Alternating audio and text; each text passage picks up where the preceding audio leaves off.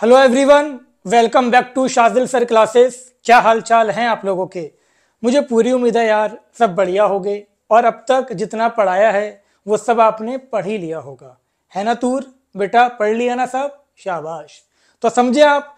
अब तक बताओ हमने लास्ट लेक्चर में कहाँ तक डिस्कस करा था। लास्ट लेक्चर में बेटा हमने डिस्कस करा था position isomerism and chain isomerism. आज का हमारा ऑर्गेनिक का 13 लेक्चर है और इसमें हम डिस्कस करने वाले हैं फंक्शनल आइसोमेरिज्म। फंक्शनल आइसोमेरिज्म अपने आप में एक बहुत ही इंपॉर्टेंट आइसोमेरिज्म है। अब आप इसको ध्यान से समझें।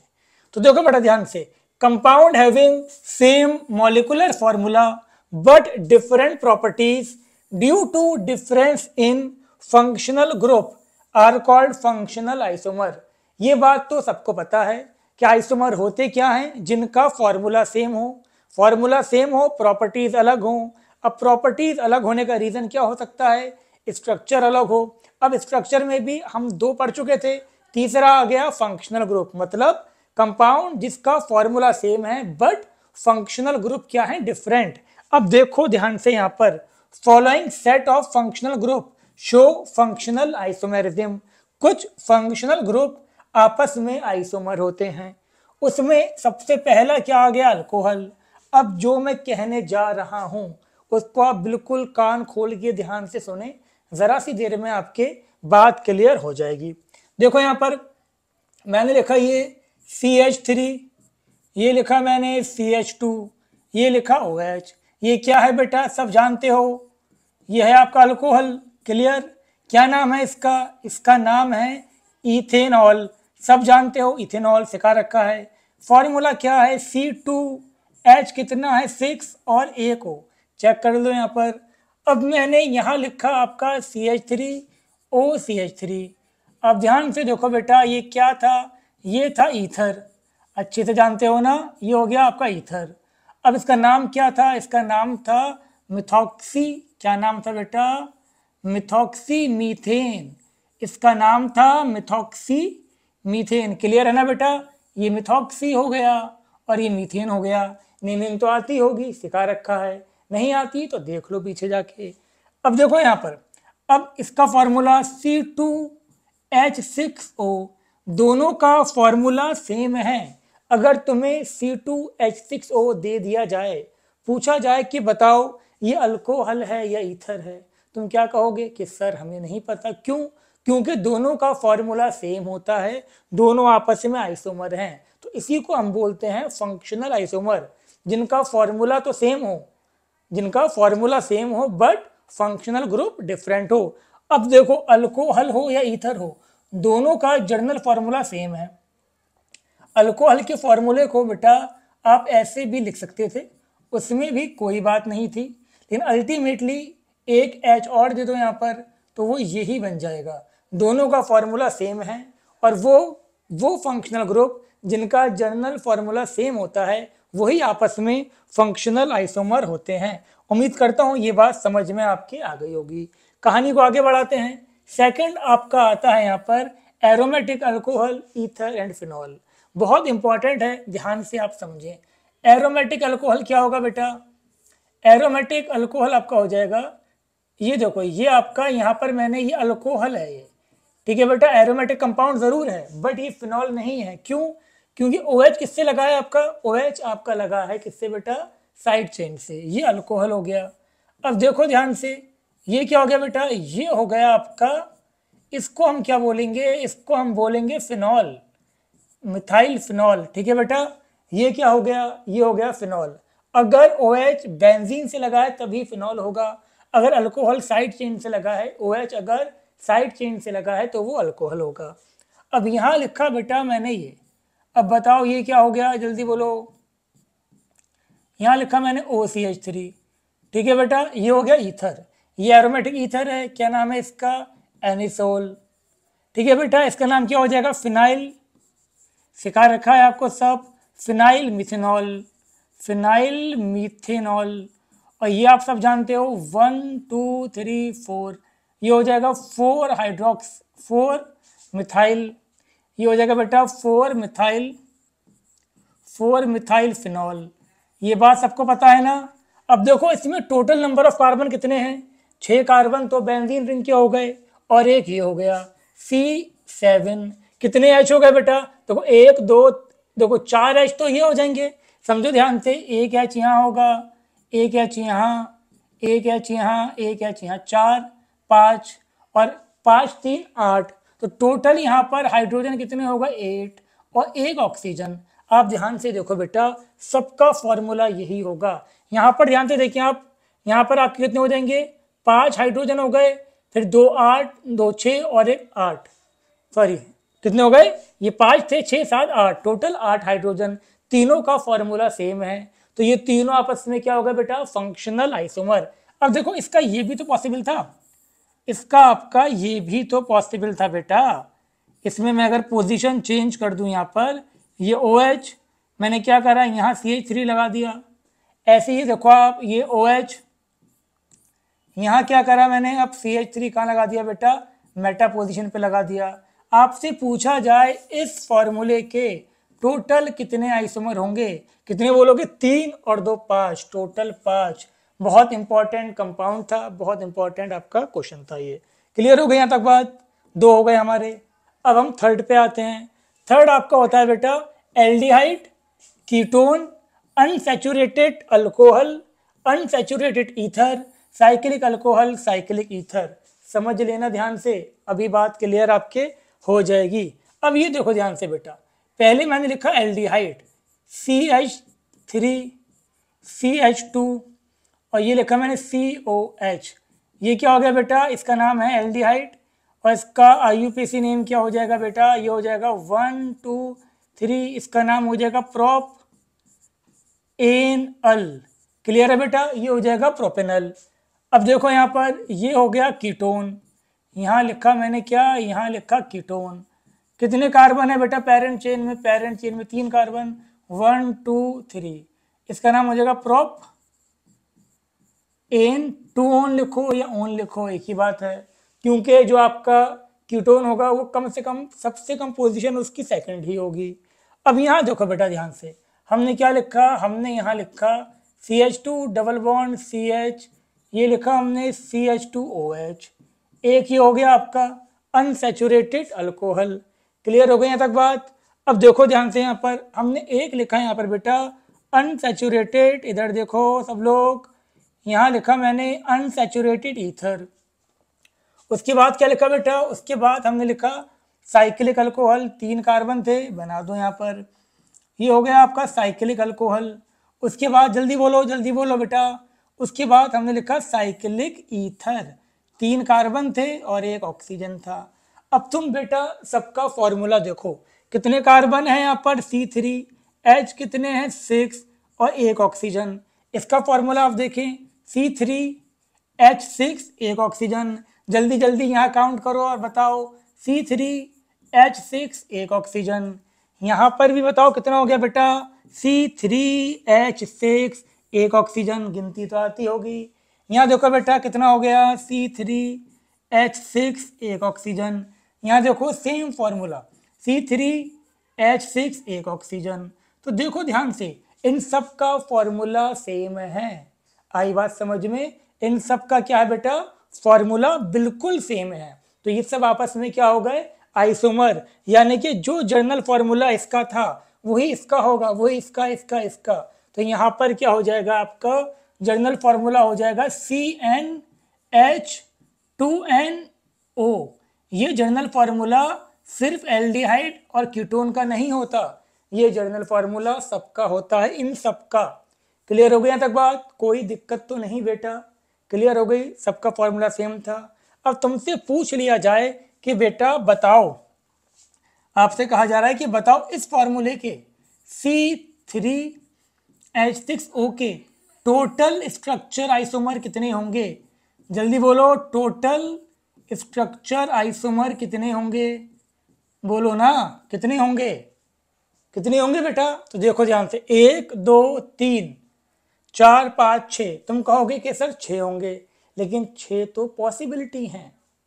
आई बात समझ में, 6 पॉसिबिलिटी हैं, टोटल कितने होंगे। अब तुम इस OH को यहाँ की जगह यहाँ कर दो, फिर तुम यहाँ कर दो, अगर तुम पोजीशन चेंज कर दो तब भी तो फॉर्मूला सेम ही रहेगा ना बेटा। पोजीशन चेंज कर दो तुम। शाबाश, कर दी चेंज, यहाँ OH आ गया। एक और पॉसिबल है, क्या कर दें यहाँ पर आप CH, यहाँ पर आपने OH लगा दिया और ये आपका CH, ये CH3। अब भी आपका क्या रहा बेटा, फॉर्मूला सेम रहा। क्लियर हो गई यहाँ तक बात। अब इसको देखो, यहाँ पर भी तो पॉसिबल था। हम इसको क्या कर दें, हम इसको ऐसे बना दें, 3 की रिंग कर दें, यहाँ पर क्या कर दें हम CH3। अब भी ये क्या रहा बेटा, साइक्लिक ईथर ही तो रहा। तो ये बात समझ में आ गई सबके। अब और कोई पॉसिबल इसके अंदर आई थिंक नहीं होगा। अब बताओ टोटल कितने बने, टोटल बने 1 2 3 4 5 6 7 8 9। तो इसके टोटल आइसोमर कितने हो गए बेटा, जल्दी बोलो, 9। ये बात सबके समझ में आई, क्लियर हो गई यहाँ तक बात। अब मैं तुम्हें एक सिंपल सा पॉइंट बता देता हूं। C6H12O6 बेटा ये किसका फॉर्मूला है, जल्दी बोलो, किसका फॉर्मूला है ये, शाहीन किसका है बेटा, ये है आपका ग्लूकोज का। किसका है ये, ग्लूकोज। और किसका है, और ये आपका फ्रुक्टोज का भी तो है। ये बात समझ में आ गई। ये फॉर्मूला ग्लूकोज का भी है और फ्रुक्टोज का भी है। अब आप बहुत ध्यान से देखें, दोनों का फॉर्मूला सेम है, तो इसका मतलब दोनों क्या हो गए बेटा, ये दोनों हो गए आपके आइसोमर। कौन से आइसोमर हो गए, ग्लूकोज में जो मेन फंक्शनल ग्रुप है वो होता है एल्डिहाइड, और फ्रुक्टोज में जो मेन फंक्शनल ग्रुप है वो कौन सा है बेटा, वो है कीटोन। इसका मतलब ये दोनों कौन से हो गए, ये दोनों आपके हो गए फंक्शनल आइसोमर। ये बात क्लियर हो गई बेटा। तो ये दोनों आपस में क्या है, फंक्शनल आइसोमर है। याद रखना, glucose and fructose are functional isomer of each other. Next आ जाओ। अब हम बात करते हैं fourth, carboxylic acid, ester, hydroxy aldehyde, hydroxy ketone, cyclic diol, cyclic diether. समझो जरा ध्यान से, मैंने यहाँ पर लिखा आपका CH3 CH2 COOH। ये कौन सा था बेटा, पहली बार इसका फॉर्मूला क्या है, C3H6O2। क्लियर, कौन सा है ये, कार्बोक्सिलिक एसिड।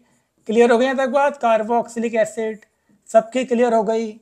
अब ध्यान से देखो, अब तुम लिखो ईस्टर। बेटा याद कर लेना सारी बातें, ये हमने यहाँ लिखा ईस्टर, सबको पता है ये कौन सा था, आपको ईस्टर था। ये फॉर्मूला क्या है, जल्दी बोलो, C3H6O2, ये हो गया आपका ईस्टर। क्लियर है बेटा। अब हमने क्या लिखा, हाइड्रोक्सी एल्डिहाइड। देखो ध्यान से, हमने लिखा यहाँ पर हाइड्रोक्सी एल्डिहाइड, देखो ध्यान से नाम। अब देखो इसका फॉर्मूला क्या है, C3H6O2। ये क्या था बेटा, ये था आपका हाइड्रोक्सी एल्डिहाइड। और देखो ध्यान से, और क्या लिखा हमने यहाँ पर लिखा CH3O, और यहाँ लिखा हमने CH2OH। ये क्या हो गया बेटा, पहले फॉर्मूला देखो इसका, C3H6 और O2, तो ये हो गया आपका हाइड्रोक्सी, ये हो गया हाइड्रोक्सी, जल्दी बोलो, हाइड्रोक्सी कीटोन। ये हो गया हाइड्रोक्सी कीटोन, इसका फॉर्मूला भी सेम आ गया। अब क्या लिखा हमने, साइक्लिक डाइऑल, 3 कार्बन की साइकिल बना दी। इस पे क्या करा हमने, 2 अल्कोहल लगा दिए। फॉर्मूला देखो बेटा, 3 कार्बन C3 1 2 3, 2 हाइड्रोजन यहाँ पर होंगे, 2 हाइड्रोजन यहाँ होंगे, और 2 कहाँ होंगे, 2 ये रहे, C3H6O2। लास्ट बचता है हमारे पास साइक्लिक डाईईथर। तो यहाँ पर हमने क्या करा बेटा, यहाँ पर हमने बना दिया कुछ ऐसा, देखो ध्यान से। अब देखो 2H यहाँ, 2H यहाँ, 2H यहाँ, C3H6O2।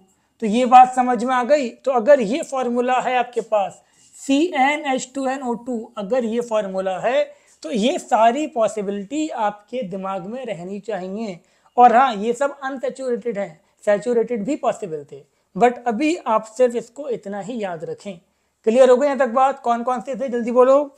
ये था आपका carboxylic acid, ester, hydroxy aldehyde, hydroxy ketone, cyclic diol, cyclic diether. Next पे आते हैं अब हम, नेक्स्ट हमारा क्या है बेटा, ये हो गया acid halide, hello aldehyde, hello ketone, hello cyclic alcohol, hello cyclic ether. Hello बोलो सबको, बोल दिया। अब समझो ध्यान से। पहले देखें बेटा एसिड हलाइड क्या होता है। ये लिखा CH3, ये लिखा CH2, ये लिखा CO, ये लिखा Cl। ये हो गया आपका एसिड हलाइड। अब हेलोजन यहाँ पर Cl की जगह Br भी हो सकता था, तो ये क्या हो गया बेटा, ये हो गया आपका एसिड हलाइड। क्लियर है। फॉर्मूला देखो, C3 है, H कितने हैं बेटा जल्दी बोलो। H आपके हैं यहाँ पर 5, H5 एक O एक Cl। अब ये लिखो बेटा हेलो एल्डिहाइड, एल्डिहाइड बना दो पहले यहाँ पर CH2 और ये CO, ये हो गया H। यहाँ पर क्या कर देना है, Cl लगा दो। फॉर्मूला सेम हो गया बेटा। ये क्या हुआ आपका, ये हुआ आपका हेलो, हेलो की जगह क्लोरो कर दो। चलो ये हो जाएगा क्लोरो, क्लोरो एल्डिहाइड, ये भी क्लोरो कर देना। अब देखो यहाँ पर ध्यान से बेटा, फॉर्मूला क्या था इसका, इसका फॉर्मूला भी C3H5OCl। ऐसे आप यहाँ देखें, हमने यहाँ पर लिखा हेलो कीटोन, कीटोन को हेलो बोलो बेटा। यहाँ लिखा हमने, क्या लिखा बेटा, हेलो कीटोन, बोल दिया हेलो, CH2Cl हो गया। ये हो जाएगा क्लोरो, क्लोरो कीटोन। क्लियर हो गया बेटा यहाँ तक बात, कोई दिक्कत तो नहीं, एकदम क्लियर। अब क्या था मेरे पास, अब यहाँ पर आ जाएगा आपका साइक्लिक अल्कोहल, साइक्लिक अल्कोहल और साथ में क्या हो जाएगा यहाँ पर एक Cl। अब आपका यहाँ पर आ जाएगा साइक्लिक, यहाँ पर बेटा आ जाएगा आपका साइक्लिक ईथर। 3 कार्बन हो गए, एक क्या कर दो, Cl लगा दो। इन दोनों का फॉर्मूला भी C3H5OCl। इसकी इतनी सारी पॉसिबिलिटी हो गई, तो अब तो आपकी बात समझ में आने लगी होगी। ये याद होना भी बहुत ज़रूरी है, और समझ गए तो और भी अच्छी बात है।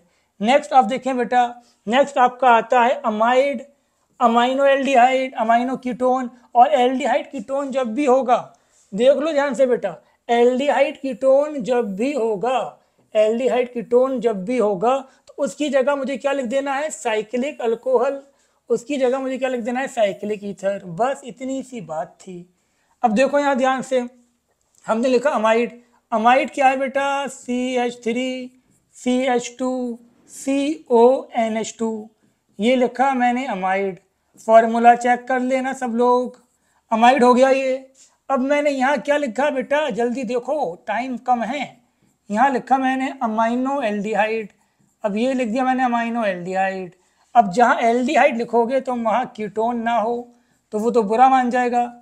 यहाँ लिख दिया हमने अमाइनो कीटोन, फॉर्मूला सबका सेम, सबका साथ सबका विकास। देखो यहाँ पर फॉर्मूला क्या आएगा बेटा, फॉर्मूला आ गया सबका C3H कितने हो गए, 3 और 2 5 और 2 7, C7O और ये N। चेक कर लेना, सबका फॉर्मूला बेटा यही होगा। क्लियर है यहाँ तक बात। अब मैंने क्या कहा, जब भी एल्डिहाइड आएगा, जब भी कीटोन आएगा, उसकी जगह क्या कर देना है, साइक्लिक अल्कोहल, साइक्लिक ईथर लगा दो। यहाँ पर साइक्लिक अल्कोहल, एक OH, एक क्या कर दिया NH2, अमाइनो साइक्लिक अल्कोहल। और क्या कहा बेटा हमने, अमाइनो साइक्लिक ईथर। उम्मीद करता हूँ ये बात आपके क्लियर हो गई होगी। बहुत इंपॉर्टेंट एग्जाम्पल थे सबके सब। आई बात समझ में, सलमान बेटा क्लियर हो गया यहाँ तक बात, कोई दिक्कत तो नहीं इसके अंदर। चलो आगे बढ़ते हैं। अब primary amine, secondary amine, tertiary amine सब बहुत अच्छे से जानते हो। अगर एक साइड से कार्बन चेन है, क्या कहा जल्दी बोलो, अगर एक साइड से कार्बन चेन लगी है, एक साइड से थी और 2 हाइड्रोजन हैं, तो वो क्या होगा, प्राइमरी अमाइन। ये हो गया आपका प्राइमरी अमाइन। फॉर्मूला क्या हो गया, C3H कितने हो गए बेटा, 2 5 7 8 9 9 और ये N, ये प्राइमरी अमाइन था। अब सेकेंडरी अमाइन सब जानते हो क्या होता है, कि 2 साइड से कार्बन की चेन हो और एक ही हाइड्रोजन हो, बस इधर भी कार्बन की चेन, इधर भी कार्बन की चेन। फॉर्मूला बताओ, C3H9 और ये N, ये हो गया आपका सेकेंडरी अमाइन। ठीक है ना बेटा। अब देखो टर्शियरी अमाइन, जल्दी बोलो दिशान। टर्शियरी अमाइन क्या होता है, जिसमें 3 साइड कार्बन की चेन हो और एक भी हाइड्रोजन नहीं हो, C3H9N। क्लियर हो गई बेटा यहाँ तक बात? ये हो गया टर्शरी अमाइन। तीनों आपस में क्या है? आइसोमर हैं। कौन से आइसोमर हैं? Functional isomer. अब देखो थायो अल्कोहल, थायो ईथर। अब सुनो ध्यान से, अल्कोहल क्या होता था बेटा? अल्कोहल होता था ये, अगर आप अल्कोहल में या किसी भी कंपाउंड में O की जगह सल्फर लगा दें तो वो उसकी थायो फॉर्म बन जाती है। ये अल्कोहल था, ये थायो अल्कोहल। अब यहाँ आप ध्यान से देखें, ईथर क्या होता है बेटा? ये होता है ईथर। क्लियर है? अब ईथर में ऑक्सीजन हटा के क्या लगा दो? सल्फर। अगर ऑक्सीजन की जगह सल्फर आ जाए तो वो क्या बन जाती है? थायो form of that compound. Ether था, ये थायो ईथर। बात समझ में आ गई? एग्जाम्पल देखें कुछ। यहाँ लिखा CH3CH2SH, थायो अल्कोहल। अल्कोहल हो गया, ये थायो लगा दिया, थायो अल्कोहल। और ये देखो ध्यान से, ये हो गया आपका थायो ईथर। फॉर्मूला बिल्कुल सेम। C3 कहाँ से आ गया यार? ये हो गया आपका C2H कितना है बेटा? H6S। ये भी आपका C2H6S। तो उम्मीद करता हूँ ये बात समझ में आपके आ गई होगी और अब आपके फंक्शनल आइसोमेरिज्म अच्छे से समझ में आने लगा होगा। अब यहाँ ध्यान से देखो, नाइट्राइल और आइसोनाइट्राइल। ध्यान दें आप लोग इधर, CH3 CH2, यहाँ क्या लिखा मैंने? CN। तो C से अगर लगा है, C से, तो ये नाइट्राइल हो गया। चलो इसे थोड़ा छोटा कर देते हैं। और देखो बेटा ध्यान से, हमने यहाँ लिखा आपका, क्या लिखा हमने? लिखा CH3CN। क्या नाम था इसका? ये नाइट्राइल था, कार्बन से कार्बन कनेक्ट था, तो इसका नाम था आपका ईथेन, ईथेन नाइट्राइल। ठीक है बेटा। लेकिन अगर आपका कार्बन चेन नाइट्रोजन से लगी है तो ये हो जाएगा आपका मीथेन। मीथेन, जल्दी बोलो, आइसो नाइट्राइल। तो नाइट्राइल और आइसो नाइट्राइल क्लियर हो गया बेटा। नाइट्राइल कब बोलेंगे? जब कार्बन से लगा होगा, जब अल्काइल ग्रुप या कार्बन चेन C से अटैच्ड होगी, और जब कार्बन चेन N से अटैच्ड होगी तो क्या बोलेंगे? Iso nitrile. उम्मीद करता हूँ ये बात क्लियर हो गई होगी। अब नाइट्रो अल्केन क्या होता है बेटा?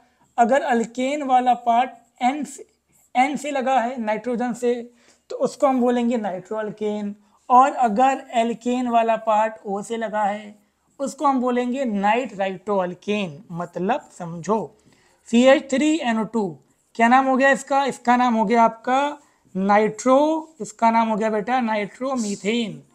क्लियर हो गई यहाँ तक बात? नाइट्रोमीथेन। और इसका नाम, अगर मैंने यहाँ पर CH3ONO लिखा, इसका नाम क्या हो गया? Nitrito, nitrito methane. क्लियर है बेटा? लेकिन हम इसको ऐसे भी लिख सकते थे, ओ नाइट्रो मीथेन भी बोल सकते थे। अगर हमने इसको भी नाइट्रो ही बोलना है तो बताना पड़ेगा कि O की तरफ से लगा हुआ है। बात क्लियर हो गई? यहाँ तक किसी को कोई भी डाउट नहीं होना चाहिए। बस एक और बचा है, समझ लो कहानी खत्म। नेक्स्ट आपका आता है alkyne, diene, cyclo alkene and bicyclo. समझो ध्यान से, हमने यहाँ पर क्या लिखा? हमने यहाँ पर सपोज फॉर्मूला लिखा बेटा, हमने यहाँ पर फॉर्मूला लिखा, क्या लिखा? C4H6। आपसे कहा जा रहा है कि इसके टोटल कितने आइसोमर बनेंगे। एडवांस का क्वेश्चन है, समझ लेना। तो देखो ध्यान से, सबसे पहले आपका बनाओगे CH3 CH2 C triple bond CH। पहला तो ये बन गया, पहली पॉसिबिलिटी ये हो गई। दूसरी पॉसिबिलिटी मैंने क्या बोली कि जो एल्काइन का फॉर्मूला है वही डाइईन का भी है। एक पॉसिबिलिटी आपकी हो गई CH2 double bond CH double bond CH2। दूसरी पॉसिबिलिटी आपकी डाइईन हो गई। और तीसरी पॉसिबिलिटी क्या कही बेटा मैंने? कि वही आपकी साइक्लो एल्काइन, वो साइक्लो एल्कीन का भी है। और लास्ट मैंने क्या बताया बेटा? लास्ट मैंने बताया आपको बाईसाइक्लो। तो ये चारों का फॉर्मूला सेम होता है। तो पहले तो हमें पॉसिबिलिटी पता होनी चाहिए। ये बात क्लियर हो गई? पॉसिबिलिटी क्लियर हो गई, अच्छी बात है। अब समझो ध्यान से, अगर मैं इसकी पोजीशन चेंज कर दूं, मैं यहां पर इसको क्या कर दूं? CH3 C triple bond CH3, formula तो तब भी सेम ही रहेगा, बिल्कुल सही। अगर मैं इसकी भी पोजीशन चेंज कर दूं, CH2 डबल बॉन्ड CH3, तब भी फॉर्मूला तो सेम ही रहेगा। अब मैं अगर इसको ऐसे लिख दूं बेटा, साइक्लो और एक ये, और यहाँ क्या लगा दिया मैंने CH3, तब भी फॉर्मूला सेम ही रहेगा। अब मैं इसको अगर ऐसे लिख दूं, समझो ध्यान से, मैंने क्या करा बेटा, मैंने अब यहाँ लगा दिया CH3, तब भी फॉर्मूला सेम रहेगा। और मैं अगर इसको ऐसे लिख दूं, तब भी तो फॉर्मूला सेम ही रहेगा। तो ये बात समझ में आ गई आपके। तो इसके 4 पॉसिबिलिटी थी और इसकी सिर्फ एक ही पॉसिबिलिटी है। अब पूछा जाए आपसे कि टोटल आइसोमर कितने बेटा, टोटल आइसोमर कितने होंगे, जल्दी बताओ टोटल कितने हो गए। नंबरिंग कर दें हम, 1 2, ये 3, ये 4, ये 5, ये 6, ये 7, ये 8, ये 9, टोटल कितने हो गए बेटा, टोटल हो गए 9। अब तुमसे अगर यहीं पर रिलेशन पूछ लिया जाए, अरे रिलेशन किसका, इसका रिलेशन पूछा जा रहा है कि 1 और 2 का रिलेशन क्या है, क्या कहोगे बेटा, ये हो गया पोजीशन आइसोमर। तुमसे कहा जाए कि 1 और 3 का रिलेशन क्या है, क्या बताओगे, फंक्शनल आइसोमर। तुमसे कहा जाए कि 3 और 4 का रिलेशन क्या है, 3 और 4 का रिलेशन भी क्या हो गया बेटा, पोजीशन आइसोमर। तुमसे कहा जा रहा है कि 1 का और 5 का रिलेशन क्या है, क्या बताओगे, ये तुम फंक्शनल आइसोमर भी बता सकते हो। क्या कहा बेटा मैंने, ये आप फंक्शनल आइसोमर भी बता सकते हैं। और इसके अलावा इसको आप बोल सकते हैं ring chain isomer. Ring chain isomer, सुन लो ध्यान से, अगर फॉर्मूला सेम है, उसमें से एक ओपन चेन कंपाउंड है और एक रिंग कंपाउंड है, तो उसको हम क्या बोलेंगे, रिंग चेन आइसोमर। क्लियर है तक बात। तो ये रिंग चेन भी है, फंक्शनल भी है। ऑप्शन में ये हो तो पहली प्रेफरेंस इसको देना। आपसे बात आ रही है 5 और 6 का रिलेशन क्या है। यहाँ पेरेंट चेन में 4 थे, यहाँ पेरेंट चेन में 3 थे, तो ये क्या हो जाएगा बेटा, ये हो जाएगा चेन आइसोमर। आपसे कहा जाए इसमें क्या है, 6 का और 7 का रिलेशन, तो ये हो जाएगा आपका पोजीशन आइसोमर। यहाँ मिथाइल ग्रुप इधर था, यहाँ मिथाइल ग्रुप इधर है। अब आपसे कहा जाए यहाँ पर बेटा कि बताओ इसके अंदर आपका 7 और 8 का रिलेशन क्या है, 7 8 का रिलेशन क्या बताओगे बेटा, 7 8 का रिलेशन बताओगे चेन आइसोमर। क्यों, क्योंकि ब्रांच अलग है, यहाँ मिथिलिडीन ब्रांच है, यहाँ मिथाइल ब्रांच है, तो ये क्या हो जाएगा आपका चेन आइसोमर। और आपका पूछा 1 और 9 का, तो ये आपका फंक्शनल भी बोल सकते हो, और ये आप रिंग चेन भी बोल सकते हो। क्या बोल सकते हो बेटा, रिंग चेन आइसोमर। तो उम्मीद करता हूँ ये पूरा टॉपिक आपके समझ में आ गया होगा। बहुत ज़्यादा इंपॉर्टेंट टॉपिक था और मैंने पूरी कोशिश करी है कि सिंपल वे में आपको समझाया जाए। इसको पढ़ो, बार बार देखो, जितनी मैंने पॉसिबिलिटी लिखी हैं सारी पॉसिबिलिटी आपको याद होनी चाहिए। मैंने सिर्फ 2-3 ऐसे थे जिसके टोटल आइसोमर बताएं, क्योंकि वो क्वेश्चन आपके कंपटीशन में आने के चांसेस हैं या आ चुके हैं। लेकिन आपको मैंने जब आपको पॉसिबिलिटी पता चल गई, फिर आप पोजीशन चेंज करके आप खुद उसके टोटल आइसोमर भी बना सकते हो। तो आज के इस लेक्चर में इतना ही। नेक्स्ट लेक्चर में हम डिस्कस करेंगे टॉटोमेरिज्म। तब तक के लिए टाटा, बाय बाय, अल्लाह हाफिज़, नमस्ते, अपना ख्याल रखें आप लोग।